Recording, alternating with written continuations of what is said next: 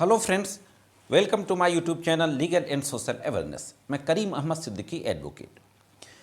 आपने देखा कि 2 दिन पहले लखीमपुर में एक इतनी विभत्स घटना हो गई जिसकी जितना निंदा की जाए कम है, और क्रूरता की सारी सीमाएं लांघती हुई एक्सट्रीम लेवल पर जो क्रूएलिटी और जो एक अमानवीय कृत्य हो सकता था उसकी श्रेणी में इसको रखा जाएगा।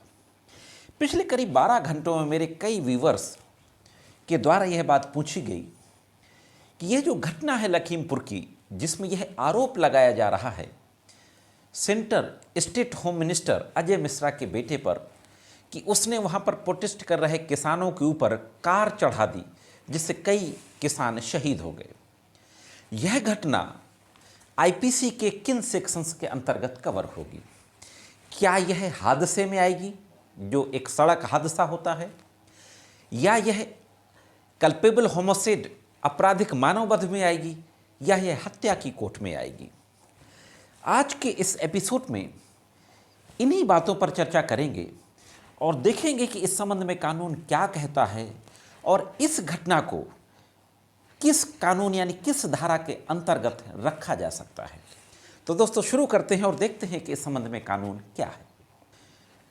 हत्या के बारे में, हत्या कहें या आपराधिक मानववध कहें, या जो कॉजिंग डेथ बाय नेग्लिजेंस, लापरवाही से अगर किसी के डेथ हो जाए, यानी किसी व्यक्ति की अगर मृत्यु हो जाती है, तो उस संबंध में मुख्य रूप से जो 3 धाराएं हैं आईपीसी में, वैसे तो अलग कैटेगरीज में कुछ और हैं, लेकिन जो चैप्टर 16 आईपीसी का है उसमें जो सेक्शन 299 है उसमें कल्पेबल होमिसाइड यानी आपराधिक मानववध को डिफाइन किया गया है, और जो सेक्शन 300 है उस सेक्शन 300 में मर्डर को डिफाइन किया गया है, और सेक्शन 304A है उसमें उपेक्षा द्वारा मृत्यु कारित करना यानी causing death by negligent act.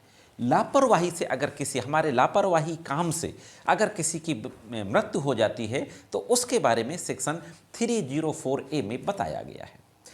अब आज हम इन्हीं तीनों सेक्शंस में देखते हैं कि ये जो लखीमपुर की घटना है ये किस सेक्शन के तहत आएगी। सेक्शन 299 को सबसे पहले समझ लेते हैं। सेक्शन 299 आईपीसी यानी आपराधिक मानववध। वैसे तो इन तीनों सेक्शंस में डिटेल में क्या डिफरेंस है, मैं किसी और वीडियो में एक एकेडमिक वीडियो बनाऊंगा और डिटेल में डिफरेंस के बारे में बात करूंगा। आज हम ब्रीफ में और मोटी मोटी बात करते हैं कि जो 299 है, 299 की जो पनिशमेंट दिया गया है वो 304 आईपीसी में दिया गया है। Punishment for culpable homicide not amounting to murder, जिसको बोलते हैं गैर इरादतन हत्या। और जो सेक्शन 300 है उसकी पनिशमेंट 302 में दी गई है यानी पनिशमेंट फॉर मर्डर, और 304A है उसका पनिशमेंट उसी में दिया गया है। बहुत माइनर डिफरेंस है मर्डर में और गैर इरादतन हत्या में। गैर इरादतन हत्या का मतलब यह नहीं है कि उस व्यक्ति की हत्या करने का इरादा नहीं था।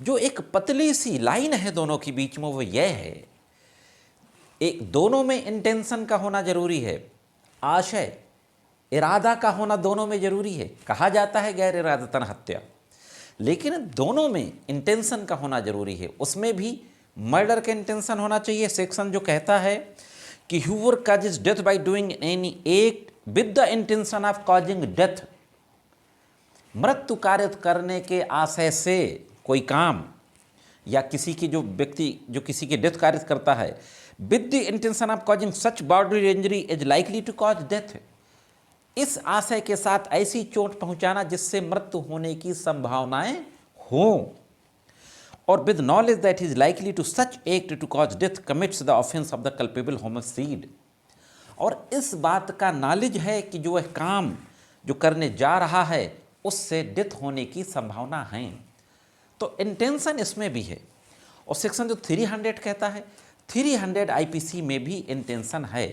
300 में कहा गया है except the case hereinafter accepted culpable homicide is murder if the act with the death is caused is done with the intention of causing death। यानी culpable homicide के अलावा if it is done with the intention of causing such bodily injury as the offender knows to be likely cause death of the person to whom the harm is caused। इस बात की संभावना थी, इस बात की जानकारी थी, इस बात का आशय था कि जो चोट पहुंचाने जा रहे हैं वो उससे मृत्यु हो जाएगी। If it is done with the intention of causing bodily injury or any person or the bodily injury intended to be inflicted in sufficient in the ordinary course of nature cause death। जो चोट पहुंचाने जा रहे हैं वो ordinary course of nature में मृत्यु हो जाएगी, यानी मृत्यु होने की संभावना नहीं है बल्कि सर्टेनिटी है, सुनिश्चित है। If the person committing the act known that is eminently dangerous that it is must in all probability cause death। इतना खतरनाक चोट है कि सारी जो मृत्यु की जो को बचने की कोई भी संभावना नहीं है। तो जो ये माइनर सा फर्क है 299 में इस बात की जानकारी थी कि इससे मृत्यु की संभावना है, मृत्यु संभावित है, लाइकली टू कॉज डेथ। यानी कि जो फर्क है वो सिर्फ ये है कि अगर व्यक्ति को ऐसी चोट पहुंचाई गई है जिसको प्रॉपर मेडिकल ट्रीटमेंट के आधार पर समय रहते अगर प्रोवाइड कर दिया जाता है तो उसकी ज़िंदगी को बचाया जा सकता है। लेकिन अगर मृत्यु इस आशय से कारित की गई है कि बचने की कोई चांसेज नहीं है, हर हालत में ऑर्डिनरी कोर्स ऑफ नेचर साधारणतया मृत्यु हो ही जाएगी, बस इतना फर्क है।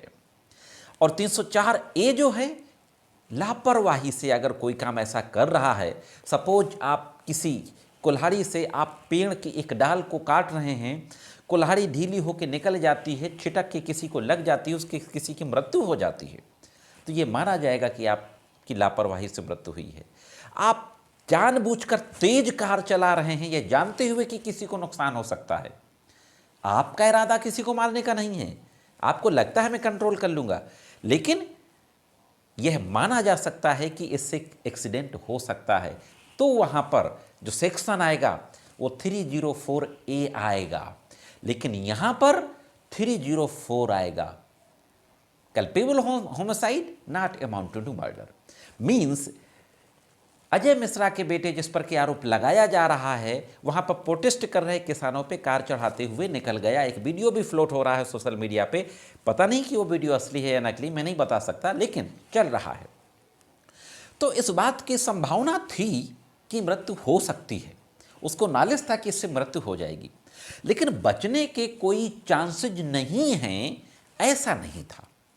मैं समझता हूँ कि अगर लॉ की स्पिरिट को देखें तो अगर कोई व्यक्ति, हालांकि मैं उसके कार को जस्टिफाई नहीं कर रहा हूँ, बिल्कुल ब्रूटल एक्ट था, लेकिन लॉ जो कहता है कि अगर उस व्यक्ति ने टक्कर मारी और टक्कर मारने के बाद फिर से बैक किया, फिर दोबारा से उसके ऊपर उसको चढ़ा दिया, तो ये कहा जाता कि इतना इमिनेंटली डेंजरस एक्ट है कि बचने की कोई भी संभावनाएं नहीं हैं, ऑन स्पॉट डेथ हो जाएगी। लेकिन वहाँ पे वो चला गया, 2-4 आदमी को कचरता हुआ, उसको पता नहीं था किसको कितनी चोट आएगी, डेथ हो भी सकती थी और नहीं भी हो सकती थी। हालांकि उसका इंटेंशन मारने का था, गैर इरादतन हत्या का मतलब ये नहीं है कि उसका इरादा हत्या करने का नहीं था, मैं बार बार इस बात को स्पष्ट कर रहा हूँ। तो दोस्तों, जो लॉ का इंटरप्रिटेशन अगर उसकी स्पिरिट के साथ देखें तो यहाँ पर कल्पेबल होमोसाइड आएगा। लेकिन अगर इन्वेस्टिगेशन में कोई ऐसी चीज़ आ जाती है कि बहुत ज़्यादा तेज़ी से उसने टक्कर मारी और उसको इस बात का इरादा था कि बिल्कुल नहीं बचेगा, तो 300 यानी मर्डर की धारा भी अट्रैक्ट हो सकती है। ये इन्वेस्टिगेशन के दौरान इस बात का पता चलेगा। कई लोगों के द्वारा ये बात पूछी गई, इसलिए मैंने ब्रीफ में इस बात पे चर्चा की। हालांकि दोस्तों, ये जो घटना है पूरी तरीके से दिल दहला देने वाली घटना है।